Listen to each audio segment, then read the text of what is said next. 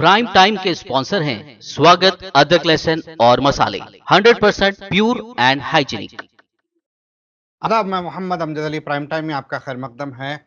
नाज़रीन किराम, अफ़गानिस्तान पर जंग मुसल्लत करने और तकरीबन 2 दहों तक उस मुल्क पर कब्ज़ा जमाए रखने के बाद अमेरिका के उस मुल्क से तेज़ी से तख़लिये के दौरान हिंदुस्तान की जानिब से ख़दशात और शुकूक व शुबहात का इज़हार किया जा रहा है। हिंदुस्तान के वज़ीर बराए उमूर ख़ारिजा एस जयशंकर ने 2 मौक़ों पर इन ख़दशात का इज़हार यूँ किया है। एक तो ये कि अप्रैल में हुए रैसीना डायलॉग, जिसमें अफ़गानिस्तान के NSA हमदुल्ला मुहिब और ईरान के वज़ीर ख़ारिजा जवाद ज़रीफ़ शामिल थे। जयशंकर ने कहा कि अफ़गानिस्तान का मुस्तक़बिल उसके माज़ी की तरफ न लौट जाए। उन्होंने बैनुल अक़वामी बिरादरी से तवक्को की है कि अफ़गानिस्तान में हुए तरक्की कामों को बरकरार रखने की तरफ कोशिश करनी चाहिए। जयशंकर ने अपने हालिया अमेरिकी दौरे के दौरान अमेरिका के साबिक़ा NSA जनरल HR मैकमास्टर से गुफ्तगू के दौरान कहा कि पिछले 20 बरसों में अफ़गानिस्तान की एक नस्ल बेहतर ज़िंदगी गुजारते हुए तैयार हुई है, जो कि उन्हें 20 साल कब्ल मैसर न थी। उनका इशारा तालिबान हुकूमत पर था। इसी के साथ साथ उन्होंने कहा कि अफ़गानिस्तान भी एक हमा जहती और हमा मजहबी सोसाइटी है। इस पर हमें गौर व फिक्र करना चाहिए और वहाँ के तमाम मज़ाहिब और तमाम जो है अक़लियतों के तहफ़्फ़ुज़, ख़वातीन और उन अतफ़ाल के तहफ़्फ़ुज़ के बारे में भी हमें काम करना चाहिए, उन्हें प्रोटेक्ट करना चाहिए और उनका दिफ़ा करना चाहिए। हिंदुस्तान की जानिब से जो शुकूक व शुबहात या फिर ख़दशात का इज़हार किया जा रहा है, क्या ये वाक़ई ज़रूरी है या फिर ये ख़दशात गैर ज़रूरी है? इस बारे में हम गुफ्तगू करेंगे सीनियर सहाफ़ी जनाब सैयद इनामुर रहमान गयूर साहब से, जो कि इंटरनेशनल पॉलिटिक्स पर गहरी नज़र रखते हैं। इनामुर रहमान गयूर साहब, आपका BBN चैनल पर खैर मकदम है। शुक्रिया आपका, आपको और आपके नाज़रीन को मेरा आदाब। जी, सबसे पहले मैं ये जानना चाहूँगा कि तालिबान किस किस्म का इदारा है? देखिए, तालिबान एक तहरीक है, उसको फ़िलहाल इदारा कहना मुनासिब नहीं रहेगा, ठीक है। क्योंकि ये तहरीक इस जबकि वो तरह शुरू हुकूमत कर चुके हैं अफ़गानिस्तान पे। जी, हुकूमत बतौर तहरीक, बतौर एक फ़लसफ़ा, बतौर एक नज़रिया उन ठीक, लोगों ने किया, लेकिन ठीक, उन्होंने कोई ऐसा जो है इदारा नहीं बनाया, जिसमें ये ठीक। मालूम हो कि ये तहरीक नहीं बल्कि एक इदारा है। तो खैर, तंज़ीम भी उससे नहीं ख़त्ते कहेंगे? नज़र उससे बिल्कुल खत्ते नज़र ठीक, को जानने की ज़रूरत है कि ये तालिबान आखिर हैं क्या, जो जी, आज सारी दुनिया में मौज़ूए बहस बने हुए हैं। तो हुँ, देखिए, तालिबान शुरू हुए तालिब से, और तालिब वो स्टूडेंट था जो वहाँ की जो है मदरसों में पढ़ रहा था। हुँ, ये बात 1994 की है, हुँ, जब अफ़गानिस्तान से रूसी अफवाज भगाई जा चुकी थी और अफगानिस्तान पर अफगानों की हुकूमत थी, लेकिन उन अफगान वॉरलॉर्ड्स की हुकूमत थी, बड़े बड़े अकाबिर उनके जो लीडरों की हुकूमत थी, हुँ, जिन्होंने मुजाहिदीन की शक्ल में अफगान फौज से लड़कर उनको, रशियन फौज से लड़कर उनको भगाया था। हुँ, लेकिन हुआ ये कि अमेरिका जो उनकी बड़ी मदद कर रहा था मुजाहिदीन की, हुँ, रूसियों को भगाने के सिलसिले में, और दूसरी तरफ जो है और दीगर ममालिक भी थे जिनका इंटरेस्ट था हुँ, रशिया को भगाने में, उन लोगों ने जैसे ही रूसी वहां से भागे, उन लोगों ने भी ये मुतमद्दुन दुनिया ने अपने हाथ उठा लिए उन पर से, और जो लोगों ने हुकूमत कायम की वहां पर सन 1990 से लेके 89 से लेके 93-94 तक जो उनकी हुकूमत होती रही मुजाहिदीन की। हुँ, हाँ, 89 में रशियंस गए और 94 तक जो है मुजाहिदीन रहे, मगर मुजाहिदीन का जो दौर दौरा था, ये वो उन कायदीन का दौर दौरा था जिनके अपने अपने मिलिशियाज हजारों की तादाद में कुल्ली तौर पर जो है हथियारों से लैस वो अपने अपने इलाकों में अपनी हुकूमत चलाते थे, अपनी इजारादारी चलाते थे, और हुकूमत के नाम पर कोई कानून था ही नहीं, खालिसतन लाकानूनियत से जिंदगी गुजर रही थी। जी और हुआ ये कि 93-94 में मुजाहिदीन के साथ लड़ने वाले लोगों में एक आदमी जो थे मुल्ला उमर, उनको जब शिकायत की गई कि गांव में बहुत सारी औरतों को रेप कर दिया गया है, और रेप और जो है लूट मार बैंडिटरी जिसे कहा जो है बड़े मुसन्निफीन ने, बड़े तजिया निगारों ने, वो बहुत कॉमन हो गई हैं, तो उस रेप को के खातियों को सजा देने के लिए ये चंद लोगों को लेकर आगे बढ़े। फ्रेडरिक फॉर्सिथ जो है वो कहते हैं अपनी किताब द अफगान में कि 53 तालिब स्टूडेंट्स अच्छा 18 बंदूकें लेकर आगे बढ़े और उन लोगों को पकड़ा जिन्होंने जो है रेप वगैरह किए थे, उनको वहीं का वहीं सजा दी, जो पुराना अफगान तरीका होता था, जिसको ये लोग पश्तूनवाली में बहुत सारी चीजें शामिल करते हैं। पश्तूनवाली में सजा, फौरी सजा देना भी शामिल है और मेहमान की हिफाजत करना भी शामिल है। तो ये लोग वैसा किए, और उसके बाद ये सिलसिला बढ़ता चला गया कि जहां जहां खताकार किस्म के सरकारी नाम नेहाद अहलकार थे, उन लोगों को सजा देते गए। तो ये इस हद तक बढ़े कि देखते देखते तकरीबन 90% अफगानिस्तान पर इनका एक इखलाकी और जो है जिस्मानी जो है तसल्लुत कायम हो गया, और सब लोग इनको मानने लगे। तो एक पॉकेट में जो जिसे नॉर्दर्न अलायंस कहते हैं, उसमें रशीद दस्तून की मिलिशिया वो अपने आप को सिक्योर करके बैठ गई, और मजीद खून खराबा न हो इस ख्याल से तालिबान ने उस तरफ तवज्जो नहीं की, और उसके बाद तालिबान ने हुकूमत शुरू की। लेकिन ये हुकूमत शुरू करने के सिलसिले में लोगों को ये दिखाया जाने लगा कि वहां पे मदरसे बंद हो गए, स्कूल कॉलेजेस बंद हो गए, औरतों की पढ़ाई का सिलसिला खत्म हो गया, यूं हुआ। मगर असल बात ये नहीं थी। असल बात ये थी कि उस वक्त अमेरिका और बरतानिया, ये लोग अफगानिस्तान के तेल में, अफगानिस्तान के मादनी जराए पर, अफगानिस्तान के गैस के रिसोर्सेज पर वो लोग चाह रहे थे कि उनकी पसंद की कंपनियां, जिसमें जिसमें फेवेनॉल ऐसा कुछ नाम था, शेवरॉन एक नाम की कंपनी थी, जिसके जो है नुमाइंदे अहमद कारजाई साहब भी थे और जिनको CIA का एजेंट भी बताया जाता है। दूसरे साहब अहमद खलीलजाद साहब जो आज भी जो है बड़े एक्टिव हैं, वो भी जो है थे जो अपनी ऑयल कंपनी। तो हुआ ये कि वो वक्त के ऊपर उन ऑयल कंपनीज को कॉन्ट्रैक्ट देने से इनकार किया इन लोगों ने, और एक अर्जेंटीना की कंपनी को ऑयल कॉन्ट्रैक्ट देने के सोचने लगे, क्योंकि उनके टर्म्स अच्छे थे। अच्छा ये बात जो है अमेरिका मोहतरम को बुरी लग गई, और उन्होंने तालिबान को बुरा कहना शुरू कर दिया। वरना तालिबान बगैर तनख्वाह लिए के साइकिल पर ऑफिस को जाकर हुकूमत चलाने के सारे साजो सामान कर रहे थे। और ये भी कह रहे, और ये बात कही नहीं गई तालिबान के ताल्लुक से, कि उन्होंने कहा कि हमने औरतों की पढ़ाई को मुनक़ते नहीं किया है, हम ये कर रहे हैं कि सन 70 के दहर से जो कम्युनिस्ट लोग दर कर आए हैं एजुकेशन डिपार्टमेंट में, एजुकेशन सेक्टर में, और वो ख्यालात को खराब कर रहे हैं लोगों के, हम उन लोगों से नजात पाने के लिए पहले जरा एजुकेशन स्ट्रक्चर को काबू में लाएंगे, और उसके बाद जो है ये को एजुकेशन का जो सिलसिला इन्होंने शुरू किया हुआ है, हम वो को एजुकेशन के सिलसिले को खत्म करके अलग अलग इंफ्रास्ट्रक्चर करेंगे लड़कियों के लिए, लड़कों के लिए। जी तो ये इनकी बड़ी अच्छी कोशिश थी। उस कोशिश को कामयाब होने नहीं दिए, जिस तरह हमेशा अमेरिका करता आता है। जी, तो बहुत बहुत अच्छी तरफ आपने इशारा फरमाया। एक तो खवातीन की तालीम के ये खिलाफ नहीं थे, वो एक टेम्पररी रोक लगाई आपने थी। इशारा फरमाया अवलन ये कहकर के जो है एक जंग जो मुसल्लत कर दी गई अफगानिस्तान पर, ये उम्दा बात कही आपने, वाकई ऐसा है। जी जी तो हिंदुस्तान की क्या वजह है कि तालिबान को दहशतगर्द तंजीम कहते हैं? जी, ये एक खामखा का खौफ पाले हुए हैं पहले हिंद। दूसरे ये कि हमारी तरफ से पूरी कोशिश कभी हुई ही नहीं कि उनको सही ढंग से हम समझने की कोशिश करें। वो लोग अगर जो है बाकायदा कोई इलेक्शन लड़कर अगर हुकूमत नहीं कायम किए थे, तो वो लोग बुरे नहीं हो जाते। सद्दाम हुसैन अगर इलेक्शन लड़के आए थे हुकूमत में, तो उससे पहले वो सारी दुनिया के सामने सब अपने दुश्मन के सीने पे चढ़ के दुनिया के सामने दिन दहाड़े कत्ल किया था उन्होंने अपने पॉलिटिकल हरीफ का। जी वैसे आदमी को भी जो है ये वेस्टर्न मीडिया ने, वेस्टर्न पावर्स ने, सबने बहुत जबरन तक उसका साथ दिया, उसको लेके चले।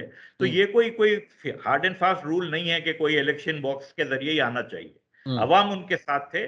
और मैं आपको बता दूं कि एरिक मार्गोलिस नाम के जो एक ऑथर थे जिन्होंने द अमेरिकन राज किताब लिखी है, उसमें बड़ी तफसील से बताया है कि तालिबान के ताल्लुक से कि वो लोग जब हुकूमत में आए तो सबसे पहले रेप्स और डिकॉइटीज ये सिलसिला बंद हुआ, अमन व अमान कायम हुआ, लोगों के दिल में कानून का खौफ जागने लगा, सजा का डर पैदा हुआ लोगों के दिल में। ये सबसे बड़ा कारनामा था उनका। मगर दूसरी तरफ ये अंदर अंदर जो बातें चल रही थी, जो आज भी हैं, अमेरिका का अफगानिस्तान में ऐसे मादनियात हैं जो दुनिया में सिर्फ उन्हीं के पास हैं, सिर्फ उन्हीं के पास, और वो बेइंतहा जरूरी हैं, कई जो है स्पेस क्राफ्ट के लिए भी, और जो है कंप्यूटर चिप्स में भी, और वगैरह वगैरह हर चीज जो है ये वो है। तो तालिबान को बुरा कहने की वजह इनके पास ये है कि तालिबान इनके पिट्ठू नहीं है, इनकी बात सुनकर हर चीज आमन्ना सदकना नहीं करते। रह गई हिंदुस्तान वाली बात, तो हिंदुस्तान के पहले से बहुत से मरासिम थे तालिबान लोगों के साथ। अहमद कारज़ई साहब के साथ बड़े अच्छे ताल्लुकात थे हिंदुस्तान के, हमेशा रहे। अहमद कारज़ई गालिबन हिंदुस्तान में पढ़े भी, शिमला वगैरह में। अहमद कारज़ई एक तरफ सीएसआईए की एजेंट भी कहलाए, दूसरी तरफ वो शेवरॉन ऑयल कंपनी के जो भी वो थे, जो एक बड़ी पाइपलाइन किसी तरह दलाना चाह रहे थे, वो दूसरे पड़ोसी मुल्कों में से गुजरती हुई जाए। और अहमद कारज़ई साथ ही साथ ये भी था कि वो तालिबान को मदद पहुंचाने वाले सबसे पहले बाअसर लोगों में थे। रात की तन्हाई में, पहाड़ों के अंधेरे में, पहाड़ों की क्या कहते हैं खामोशी में, ये मशालें जला जला कर अपनी निशानदेही करते थे ताकि हवा से, फजा से उन पर हवाई जहाजों के जरिए माल इमदाद का सामान जो है पहुंचाया जा सके। तो नौश तक सामान जो है पहुंचाया जाता था रात के अंधेरे में, हवा में से, फजाइया के जरिए। तो ये तालिबान के साथ इनका भी इश्तराकत रही। तालिबान को अमेरिका ने अब इन्वेजन से तकरीबन 4 महीने पहले भी तकरीबन 41 मिलियन डॉलर दिए थे, मगर सब पसे पर्दा देते रहे। तो ये बात कोई मानने की है ही नहीं सिविलाइज दुनिया को, खुसूसन आपको हमको, जो अब हमको समझ आ गई है कि जो है ये हो क्या रहा है पसे पर्दा। तो किसी तरह से तालिबान को खाती समझ के बात मत कीजिए। आपके मिजाज पे पूरे नहीं उतरते, ही और बात है। जरूरी नहीं है मैं आपको कुछ बुरा करूं, आपका कुछ बुरा करूं तो आप कहिए। तालिबान के खिलाफ एक जमाने में ईरान और हिंदुस्तान पर भी जो है इल्जाम है कि वो तालिबान के खिलाफ काम करते रहे, वहां की शिया माइनॉरिटी को सपोर्ट करते रहे, और ईरान अपना गेम अलग खेलता रहा क्योंकि ईरान की सरहद जो है अफगानिस्तान से मिलती है। लेकिन आज तालिबान एक बदली हुई सियासी हैसियत है और बहुत बड़ी हैसियत है, तो उन फहमत करना ज्यादा बेहतर होगा बजाय इसके कि जो है उनके से टकराव करने के। जी, जिस अमेरिका ने तालिबान को बदनाम कर रखा है सारी दुनिया में, उसी अमेरिका ने अब ये कहा है मौजूदा प्रेसिडेंट अशरफ गनी से कि आप जो है तालिबान के साथ इश्तराक में हुकूमत बनाएं। जी हाँ, यानी वो अशरफ गनी को ही कह सकते हैं, क्योंकि यकीनन उन्होंने पहले तालिबान से ऐसा बहुत कुछ कहा होगा, और तालिबान ने उनसे कहा कि देखिए आप अमन मुज़ाकरात हमारे साथ कर रहे हैं, हम आपकी बात सुन रहे हैं, हमको हमारे मुल्क में जो करना रहेगा वो हम हमारे लोगों के साथ बैठ के तय करेंगे। उसमें अशरफ गनी हो भी सकते हैं, नहीं भी हो सकते, लेकिन ये मशवरे देने वाले जो लोग हैं यही खाती हैं असल, यही फसाद की जड़ है असल, जो एक मुल्क को पनपने नहीं दे रहे हैं। और ये जो तस्वुर है कि पिछले 20 साल में उन लोगों को एक आदत सी पड़ गई थी इसकी उसकी, ये सारी बातें मफरूजा बातें हैं। ये सारी बातें आपको शहरों में, खंदार में, काबुल में, कुंदूज में, इन जगहों पर मुमकिन है देखने के लिए मिल गई होंगी, लेकिन रूरल अफगानिस्तान में सिचुएशन, खुसूसन ना हेल्थ की, ना सैनिटेशन की, ना एजुकेशन की, ना फूड सप्लाई की, ना मेडिकल सप्लाई की, ये किसी तरह की भी चीजें कुछ बहुत अच्छी जो है नहीं हुई थी, बिल्कुल भी नहीं हुई थी। ये सारा पैसा अमेरिकन एड का लेते थे अशरफ गनी साहब और उन से पहले कारज़ई साहब, लेकिन करते कुछ ऐसा बहुत ज्यादा नहीं थे। अगर ऐसा होता तो आज डरे हुए क्यों होते ये लोग, इनके साथ क्यों नहीं इनके लोग हैं। आज आप कह रहे हैं कि तालिबान, अमेरिका खुद कह रहा है कि अफगानिस्तान कोई मामूली चीज नहीं है, 3 लाख की फौज है उनके पास, बेहतरीन हथियार से लैस और जो है ट्रेन की हुई। तो अगर 3 लाख की फौज है और आप कह रहे हैं तालिबान के पास सिर्फ 75,000 जंगजू हैं, तो फिर प्रॉब्लम क्या है? मारो, भगाओ, हका लो उनको। लेकिन जब ऐसा नहीं हो रहा है तो यकीनन ये बात समझ में आ रही है कि अफगान फौज को भी ये समझ में आ रहा है कि हम गाजर मूली की तरह कटाए जा रहे हैं, और जो है इख्तिदार किसी और का बना हुआ है, लूट खसूट कोई और कर रहे हैं, तो ये बहुत सारे जियो पॉलिटिकल फैक्टर्स हैं, जियो इकोनॉमिक फैक्टर्स हैं, जिनकी वजह से आज सिचुएशन ये हुई भी है। लेकिन दुनिया को इससे खौफजदा होने की कतई जरूरत नहीं।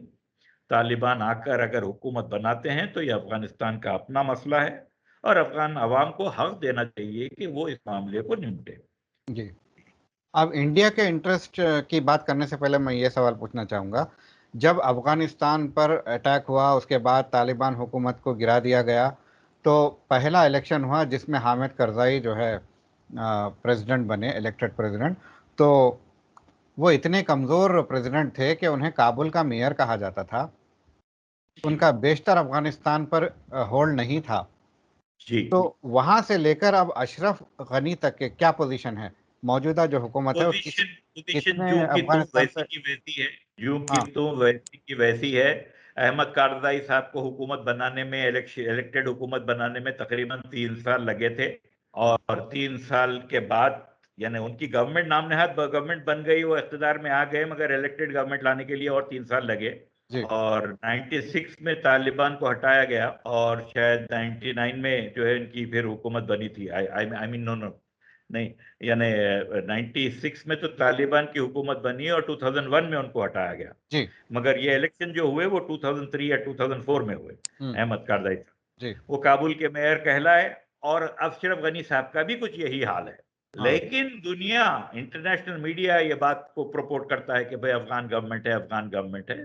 अफगान गवर्नमेंट नाम को भी नहीं है और उसकी पॉपुलैरिटी बिल्कुल भी नहीं है। बहुत से लोग टीवी के ऊपर आके आपको मिल जाएंगे ये कहने वाले कि औरतों को पढ़ी लिखी खवातीन भी टीवी पर आके कहते हैं कि हमको बड़ी फिक्र है, पढ़ाई के साथ पूरे असबाब खत्म हो जाएंगे। ये सब ऐसी बातें करने वाले हर मुल्क में मिल जाते हैं। जी। तो गोदी मीडिया सिर्फ यहीं पर नहीं है, हमारे मुल्क में गोदी मीडिया दुनिया तमाम में है और वहां पर भी है। हम्म। और ये जो जो वहम है लोगों के, जो खौफ है लोगों के, वो हम्म। बेबुनियाद है। मौका देना चाहिए और प्रैक्टिकली देखना चाहिए इसको। ठीक है। अमेरिकी सदर जो बाइडेन ने जो वादा किया था कि अमेरिका की फौज को वापस तलब कर लेंगे, तो उसका सिलसिला भी शुरू हो चुका है और उसका डेडलाइन है 11 सितंबर 2021। जी, और पेंटागन का ये कहना है कि हम मिड जुलाई में ही पूरा तख्लिया कर लेंगे। जी। तो अब तो तकरीबन। ऐसा ऐसा ही हो रहा है। बगराम एयरबेस जो था अमेरिका का, उस एयरबेस को इन्होंने हम्म। रात के अंधेरे में बगैर किसी की इत्तला के, बगैर किसी को बताए के, बिल्कुल खामोशी से, आदारी से इन्होंने वो एयरबेस को खाली कर दिया, जो कि एक तरह से धोखा है अफगान गवर्नमेंट, मौजूदा अफगान गवर्नमेंट के साथ अमेरिका का धोखा है कि हम्म। उन्होंने उनको अपने हलीफों को तक नहीं बताया, जिनकी हुकूमत जिन्होंने बनाई। हम्म। मगर वो हो रहा है और वो सिलसिला अभी भी चल रहा है। बहुत कम लोग रह गए हैं, वो भी जो है चले जाएंगे और शायद 11 सितंबर से पहले चले जाएंगे। हम्म। क्या वजह है कि रात के अंधेरे में बगैर इत्तला दिए कि खुफिया तौर पर तख्लिया करने की? बहुत बहुत सारी बातें हैं। मुमकिन है उनको डर था कि खून खराबा होगा, वाजबी बात है, ये वाजबी बात है।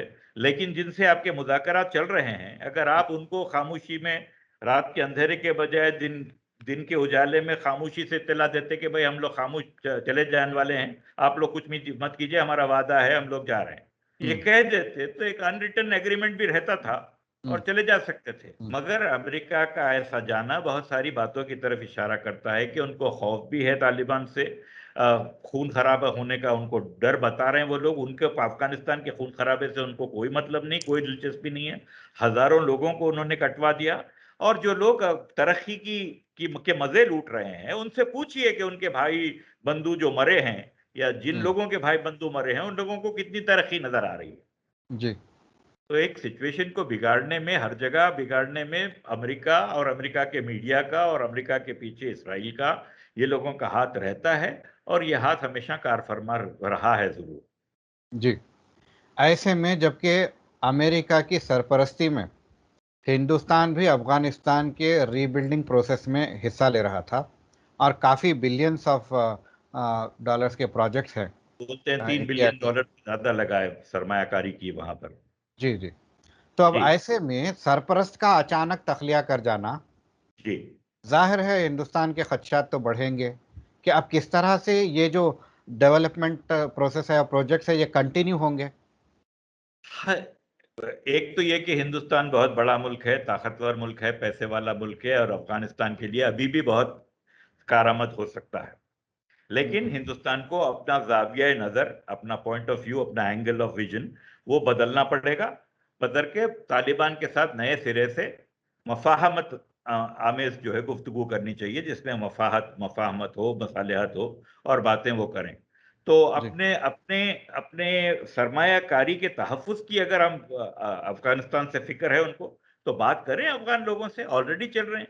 हमको बताया नहीं जा रहा है, मगर हमारे हिंदुस्तानी लोग और हमारा जो एडमिनिस्ट्रेशन है वो 3 साल से 4 साल से 2017 से अंदर अंदर जो है चल रही है गुफ्तगू।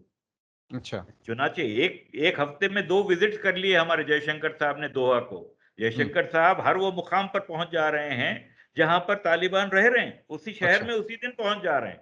तो ये अच्छा कुछ ना कुछ तो हो रहा है। तो ठीक है इसमें अवाम को दिखा के खौफ पैदा करने, यहाँ उनके ताल्लुक से खौफ पैदा करने में यहाँ के जो हुकूमत का भी बड़ा फायदा है कि हम्म, उनके ताल्लुक से खौफ पैदा करो तो आम हिंदुस्तानी मुसलमान के ताल्लुक से भी खौफ की हालत में ही रहता है, तो वो चीज इलेक्शन में काम आती है। बिल्कुल तो इस तरह फायदा उठाना चाह रही है यहाँ की हुकूमत। वरना वो लोग आज है मूड में पूरी तरह से, आपको कह दिया उन्होंने कि हम्म, जो है कश्मीर से अब हमारा कोई ताल्लुक नहीं है। कह हम्म, दिया उन्होंने चीन को, हम्म, जबकि जो है उइगर लोगों के ताल्लुक से हम उनको पनाह यहाँ नहीं देंगे, क्या उनको आपके खिलाफ यहाँ रहकर इस्तेमाल होने नहीं देंगे। जी और क्या चाहिए आपको? तो ठीक आज आज अच्छी पोजीशन है हिंदुस्तान की। उन्होंने जो है अपनी काउंसलेट सारी की सारी खाली कर दी है खंदार से, मगर काउंसलेट चल रही है, बोल रहे हैं ना। तो हम्म, आप वहां पर मौजूद हैं लोग, उन लोगों से ताल्लुकात बढ़ाइए, उनको वो करने दीजिए। गौर करने की इंटरनेशनल मीडिया को इस वक्त अगर दोस्ताना हरकत करनी है हिंदुस्तान को, तो हिंदुस्तान को ये कहना चाहिए कि हम्म, अफगान तालिबान की पॉपुलैरिटी सिर्फ उनकी बंदूक के जोर पर नहीं है। ऐसा लगता है कि अवाम की भी बहुत ज्यादा मदद हासिल है उनको। चुनाचे इसलिए इंटरनेशनल कम्युनिटी को चाहिए कि जो आजाद मिलिशियाज हैं वो हम्म, अब फिर रीग्रुप हो रहे हैं, और उनको किया जा रहा है रीग्रुप, कि अमन कायम ना हो अफगानिस्तान में।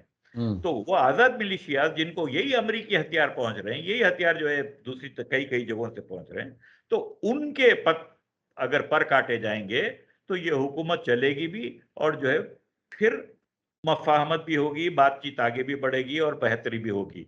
अफगान अवाम के लिए भी, दुनिया आलमी अमन, खिते के अमन के लिए भी बहुत ज्यादा जो है अच्छा होगा। हम्म, आप ताबे रख के उनको कुछ करना चाह रहे हैं तो ये तो होगा नहीं कभी भी। ये हम्म, पहले से भी नहीं हुआ, ये पहले से भी नहीं हुआ। अंग्रेज भी अपनी मुंह की खा के निकल के आए वहां से, बहुत हम्म, बुरी तरह से मुंह की खा के निकल के आए। एक एक आदमी की जान गंवाई उन्होंने वहां पर अपने। हम्म। और यही फिर जो है हो रहा है। तो हो अमेरिका, सकता है, जी हालांकि खुफिया तौर पर तो कांटेक्ट में है, गुफ्तगू जारी है, बातचीत जारी है, मगर ऑफिशियली हो सकता है हिंदुस्तानी वज़ीर ख़ारिजा इसीलिए सपोर्ट नहीं कर रहे हैं तालिबान की, कि तालिबान की इमेज जो मुतासिर हो चुकी है दहशतगर्द तंजीम के तौर पर, तो उससे हो सकता है उन्हें इलेक्शन में नुकसान हो, या फिर अवाम का भी जो है बैकलैश का सामना करना पड़े। अगर किसी को बदनाम कर दिया गया है तो वह हकीकत में बुरा नहीं हो जाता। हम्म, उसकी बदनामी उसका पीछा करती है, या उसकी बदनामी के जरिए उसका पीछा किया जा सकता है एक वक्त तक ही, हम्म, लेकिन बाद में चल के हकीकत का पता चलता है। हकीकत का पता चलता है बाद में, और यही सिचुएशन है। तो तालिबान की बदनामी हिंदुस्तान के लिए कोई रुसवाई का बायस नहीं हो सकती अगर वो मामलत करना चाह रहे हैं। जी हिंदुस्तान की फलाह और बेहतरी हिंदुस्तान की नज़र में होना चाहिए ना।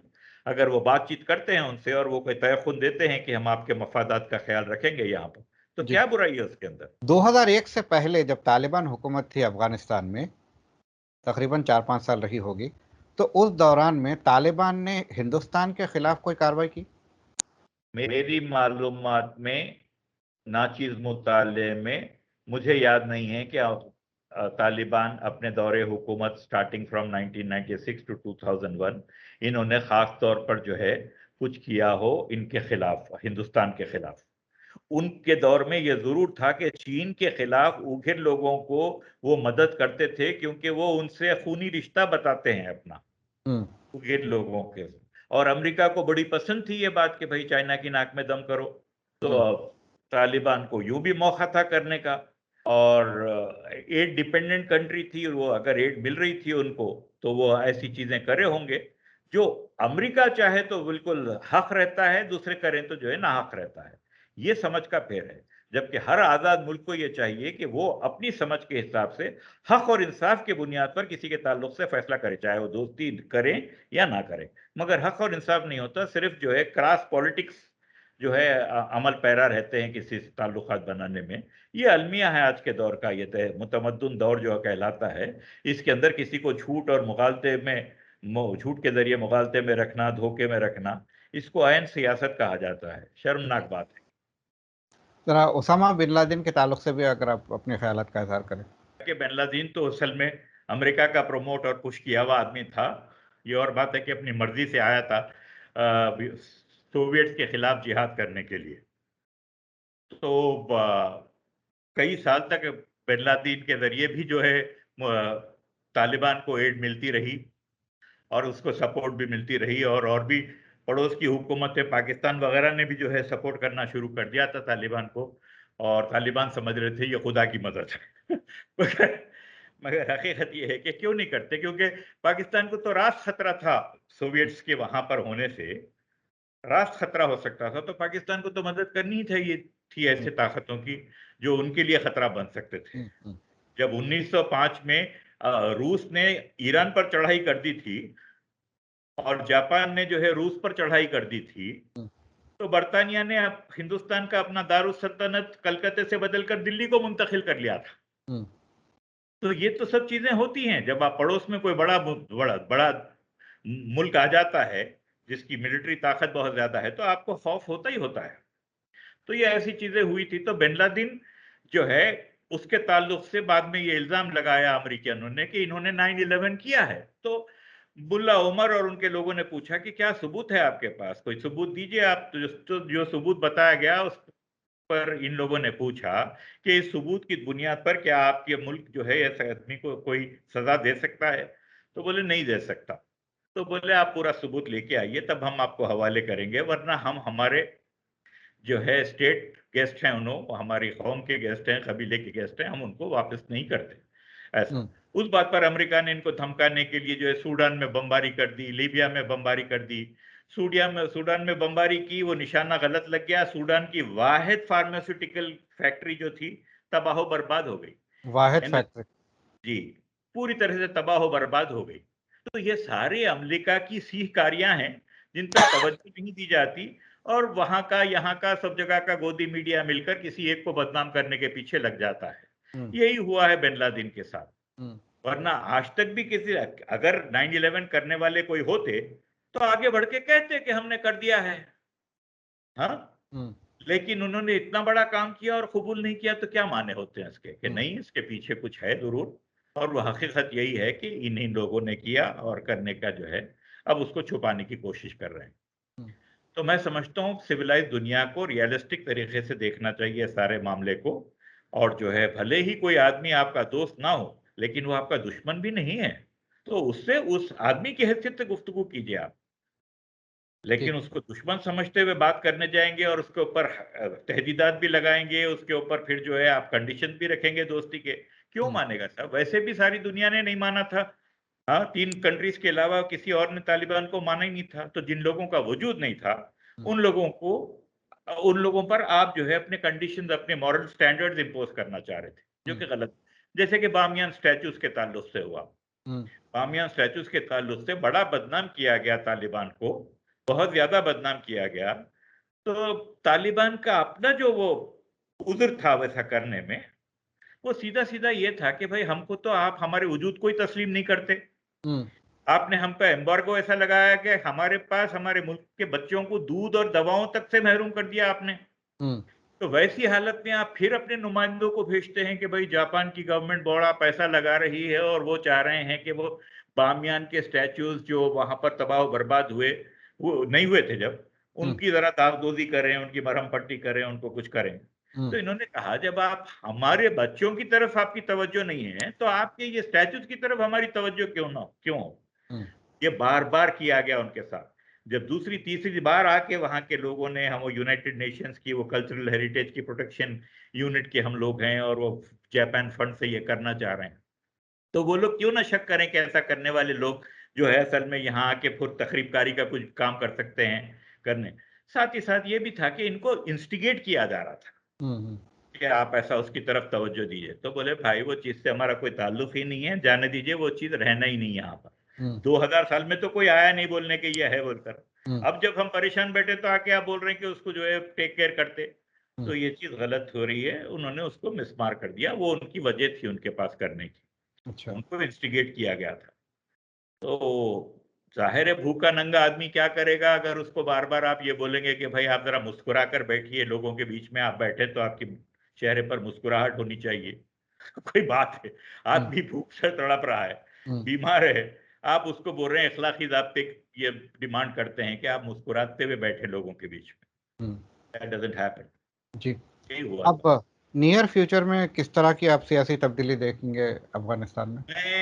मैं तो यही समझता हूं कि शायद अमेरिका को यह बात पसंद नहीं आएगी, मुतमद्दुन दुनिया की अपनी नज़र से हमेशा दुनिया में जब जंगो जदाल होता रहे तो उन लोगों को कुछ कारोबार भी अच्छा चलते रहता और कुछ उनके जो है जराइम पर से पर्दापोशी भी होती रहती, और इस तरह वो बहुत सारी चीज़ें करने में कामयाब भी हो जाते हैं और तफरका डाल डाल कर अपना उल्लू सीधा करते रहते हैं। तो मुझे ये डर है कि ऑलरेडी एकदम से सवों मिलिशिया जो है आ गई अब तालिबान के खिलाफ लड़ने के लिए। अफगान फौज तालिबान को अपने हथियार हवाले कर कर उनसे बस का किराया लेकर गले मिलकर जा रही है, ये टीवी पे नजर आ रहा है। अच्छा। और दूसरी तरफ ये हो रहा है कि अब नए नए जो है जंगजू आ रहे हैं, हाँ, ये पुराने लोगों से अब तालिबान खरी खरी बात करने वाले हैं। जब मुज़ाकरात के लिए रशीद दोस्तम जैसा पुराना मुजाहिद समझा जाता, हाँ, वैसा उसके सामने आया तो इन्होंने कहा कि तुम गद्दार हैं, तुम दुश्मन हैं कौम के, तुमसे बात हो ही नहीं सकती, तुम जाओ यहाँ से। तो ये ऐसी खरी खरी बात करने वाले लोग हैं। इनका मतलब वो उसको दलील करना नहीं था, इनका मतलब साफ साफ अल्फाज में बताना था कि वो क्या समझते हैं। तो वैसे आदमी की अगर कोई आप उसकी कोई पॉलिटिकल हैसियत को मानते हैं तो ये आपकी अपनी समझ का फेर है, आपकी अपनी समझ की गलती है, नहीं होना चाहिए। ठीक है। अब ऐसे में हिंदुस्तान को अफगानिस्तान में अपना तहफ़्फ़ुज़ करने के लिए और अपने इंटरेस्ट को बचाने के लिए क्या करना चाहिए? मैंने आपसे जैसे फिर क्या कि पहले भी कहा कि हमको नेक नियति और नेक नफ्सी के साथ उनको रुजू करना चाहिए और ये बोलना चाहिए कि भाई सारे पिछले झगड़ों को छोड़ो, अब देखो कि आप हम कैसे जो है वो कर सकते हैं। हाँ, अगर आप में हम में कुछ मसालहत हो सकती है, कुछ मुफाहमत हो सकती है तो अच्छी बात है, नहीं है तो कम से कम ये है कि आप हमसे दुश्मनी ना करो, हम आपसे दुश्मनी नहीं करेंगे, ऐसी बात होगी। तो कुछ इस तरह करके मगर ईमानदाराना तौर पर खुलूस नीयत के साथ उनको अप्रोच करना चाहिए। ये नहीं समझ के कि भाई इनको तो कभी ना कभी हम उखाड़ के फेंक ही देंगे, वो गलती होगी, खून खराबा ही होगा, अफगान जाने जाएंगी ज्यादा। मगर इतने साल से जो इंडिया की सरमायाकारी है अफगानिस्तान में, तो आपका जो आखिरी ऑप्शन है शायद वो तो कारगर साबित नहीं होगा। आप हमारी दुश्मनी ना कीजिए, हम आपकी दुश्मनी नहीं करेंगे। यहाँ तो दोस्ताना ताल्लुकात बनाने की ज़रूरत है। अगर दोस्तान वो लोग अगर ये कहें कि भाई नहीं ठीक है, आप अपनी जगह हम अपनी जगह, हाँ, तो यही कह सकते हैं कि हमसे दुश्मनी मत कीजिए। तो क्या कैसे दुश्मनी ना करें, वो बोलेंगे कि भाई हमने वो डैम में पैसा लगाया था, हमको कुछ उसका फायदा हो, तो वैसी चीजों पे बातचीत हो सकती होगी कोई। बिल्कुल। और ऐसी बहुत सी चीजें हैं। ठीक ठीक है। इस नेक नोट पे हम ये उम्मीद करते हुए कि हिंदुस्तान के अफ़गानिस्तान के साथ ताल्लुकात बहाल रहेंगे, चाहे वो मौजूदा हुकूमत हो या फिर तालिबान की हुकूमत हो। चूँकि तालिबान को गलत तरीके से पेश किया गया है, उसे सही तरीके से समझने की ज़रूरत है और उसी तरीके से एक अच्छे पड़ोसी होने के नाते दोनों मुल्कों को आपस में एक दोस्ताना माहौल पैदा करने की कोशिश करनी चाहिए। आपका बेहद शुक्रिया विभिन्न पे हमसे बात करने का। तो नाज़रीन, आज का एपिसोड यहीं अख्ताम को पहुंचता है। अगले एपिसोड तक के लिए हमें दीजिए इजाज़त। शब बख़ैर।